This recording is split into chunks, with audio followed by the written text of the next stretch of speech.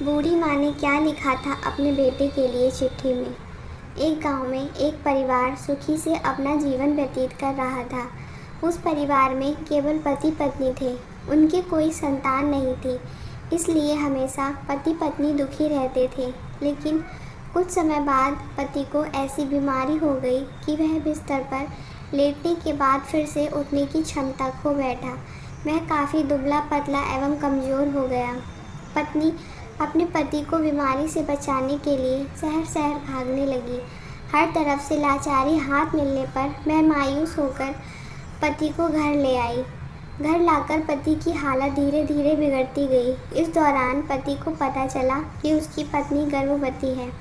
जब उसने यह बात अपने पति को बताई तो पति ने कहा कि अब उसे मरने से पहले यह चिंता नहीं है कि उसकी कोई संतान नहीं है। अब यदि मैं मर भी जाऊं तो यह बच्चा जन्म लेगा और तुम्हारे जीवन का सहारा बनेगा। तुम अपना जीवन बच्चे के साथ व्यतीत करना। और यह सब कहकर पति ने अपने प्राण त्याग दिए। पत्नी ने पति का अंतिम संस्कार किया, लेकिन उसके मन में बहुत दुख था। यह कहकर उसने अपने मन को आश्वस्त कर लिया कि उसके पति का प्यार, उसके गर्भ में एक छोटा बच्चा एक दिन इस दुनिया में जन्म लेगा।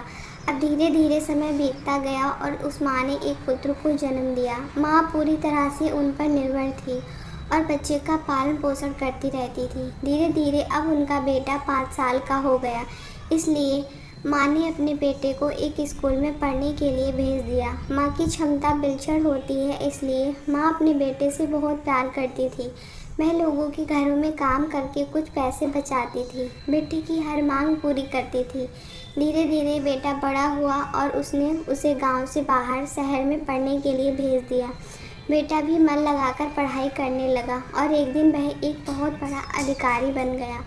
जब माँ को इस बात का पता चला तो वह बहुत खुश हुई कि उसके जीवन के सभी संकट अब उसके बेटे द्वारा काट दिए जाएंगे। बेटा अब गांव से दूर रहने लगा और आत्मविश्वास से अपना काम करने लगा। अब उसकी माँ गांव में अकेली रह गई थी। धीरे धीरे समय बीतता गया। नौकरी को अधिक समय देने के कारण बेटे का अपनी माँ के प्रति लगाव भी कम होता गया और वह अपनी माँ को लगभग भूल ही चुका था। उसने अपनी माँ को बताए बिना शहर में शादी कर ली। अब वह बेटा अपनी पत्नी के प्यार में इतना अंधा हो गया कि वह अपनी माँ के सारे कष्ट भूल गया।